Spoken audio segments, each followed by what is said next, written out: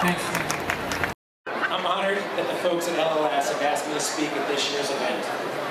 As I look out at this crowd, I'm reminded why this walk is such a special event. In front of me are thousands of individuals, each with his or her own story or reason for being here. On any other day, we go about our lives separately, maybe passing each other on the street or riding side by side with someone, completely unaware of our connection to each other. Tonight, though, look around. A little while ago, every one of us threw on our sneakers and rushed down here to the seaport, determined to fight back against a disease that in one way or another has crept into all of our lives. We stand here, together, strong, with a single goal in mind. We are here to fight for our lives, for our spouse's life, our children, our sibling, our relative, our friend.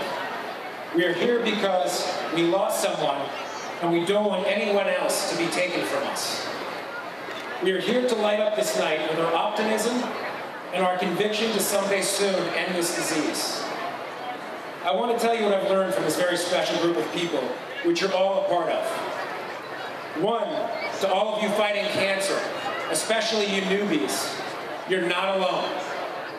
Two, in life, and especially in cancer, it's not about what happens to you, it's about how you choose to respond to it. Let me tell you what I mean. I started lighting the night 10 years ago after my wife's brother was diagnosed with non-Hodgkin's lymphoma. Each year, my wife made special t-shirts by handwriting her brother Bobby's name on them. We raised money, did the walk, and sent photos to her brother of our family, each holding a red balloon. At that time, he lived in Pittsburgh, where he and his wife and kids did the walk each year. 3 years ago, when my wife was a couple weeks from delivering our third child, I too was diagnosed with non-Hodgkin's lymphoma, the very same kind that my brother-in-law had. Life suddenly became a bit intense. Little did I know I was about to sit in many doctors' waiting rooms, chemo suites, at charity dinners meeting person after person who, just like me, was battling a blood cancer. I met with children with the disease who I now think about all the time. Survivors are all ages, are undoubtedly some of the nicest and strongest individuals I've ever met. Sometimes even all the strength in the world can't beat this ugly monster.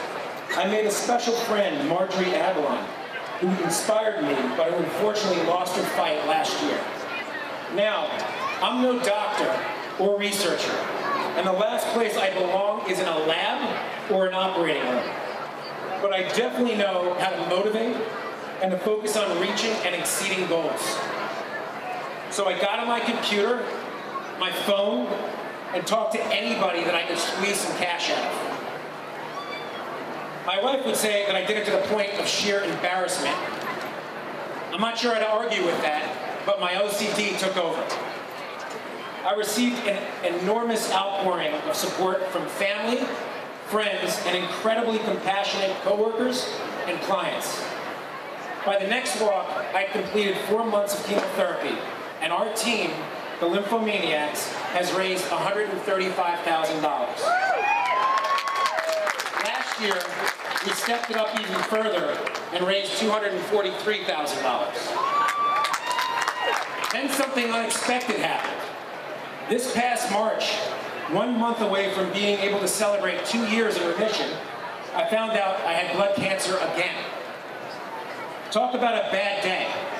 I had a root canal in the morning and got a PET scan in the afternoon and was told that I again had a blood cancer. This time, I didn't have non-Hodgkin's lymphoma, but in fact, I had Hodgkin's disease with a mass the size of a lemon between my heart and my lung. So I prepared myself for another course of chemo, which this time would last 6 months, and upped my fundraising goal even higher. 9 days ago, I finished my last treatment, and in 1 week, I'm hoping to have a normal PET scan and hear that again I'm in remission. Today, Due to the continued generosity and enthusiasm from our team, I'm thrilled to report that our fundraising total was $353,000. Now, part of the speech says, and growing. I just learned that a very, very dear friend of mine flew in from London today, which I did not know about, and I scratched out the 353, and it's now $550,000. Amazing. This brings our total funds raised for LLS for the Lymphomaniacs to $985,000. Let me emphasize, I did none of this alone. It's taken the support and altruism of so many people to accomplish these goals. Blood cancers are not contagious, but it seems that my determination to raise money for LLS has spread to every member of the Lymphomaniac team. Hundreds of people that my team has called on, some of whom I haven't even met, have offered up donations of all sizes, each and every one of them making a difference. I light this night in all of you currently fighting the disease. There are many of us that know what you're going through and are here to give you strength. I light this night inspired by those who courageously battle this disease again and again. I light this night in memory of those who are no longer physically here, but will always be in our hearts. I light this night to my family and all families of survivors who suffer with us and stand by us at every moment. I also light this night in absolute awe of those who work selflessly day after day, helping their patients, finding new treatments, and to those who raise much-needed research funds. Thanks to all of you. You inspire me and make me feel truly fortunate to have you on our team. To my brother-in-law, Bobby, I light the night with you in celebration of your 11th year as a survivor. I plan to follow in your footsteps. I want to again thank all of you in this crowd for showing me and others like me we are not alone. Thank you for choosing to respond to blood cancers by standing up and fighting for a cure.